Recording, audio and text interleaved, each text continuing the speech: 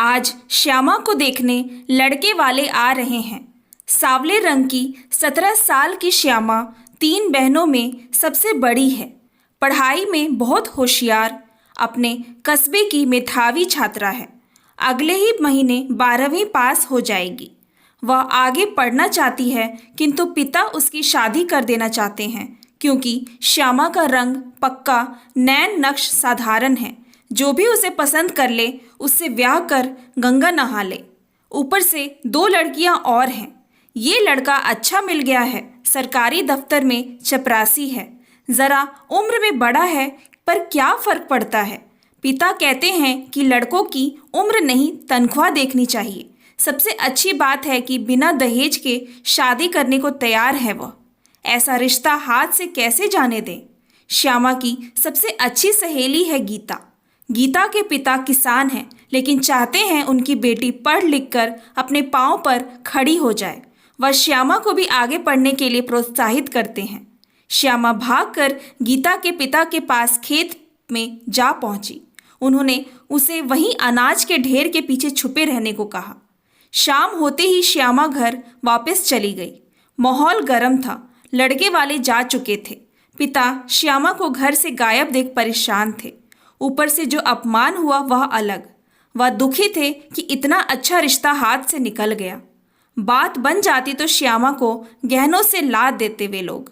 श्यामा चुपचाप सिर झुकाकर डांट सुनती रही, फिर धीरे से बोली, आप निश्चिंत रहिए पिताजी, आपका नाम रोशन करूंगी, बस मुझे पढ़ने दीजिए।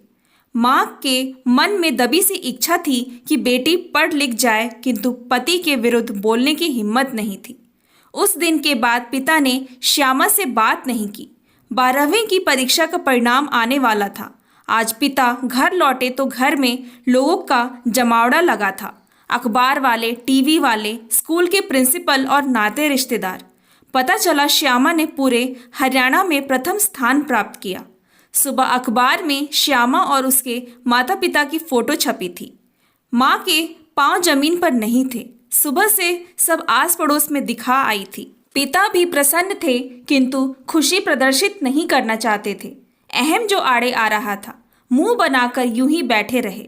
माँ एक बड़ा सा लड्डू लेकर आई। आज पहली बार पति के सामने मुंह खोलने की जरूरत की। बोली, लो जी, आप भी मुंह मीठा कर लो।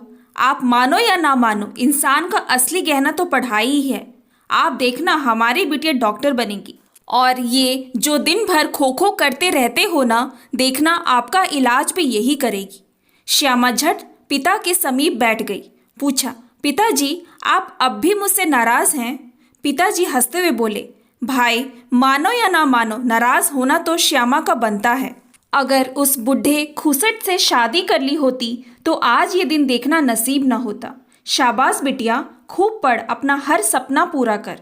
श्यामा खुशी से आगे बढ़कर पिता के गले लग गई। Thanks for watching. Please like and subscribe my channel.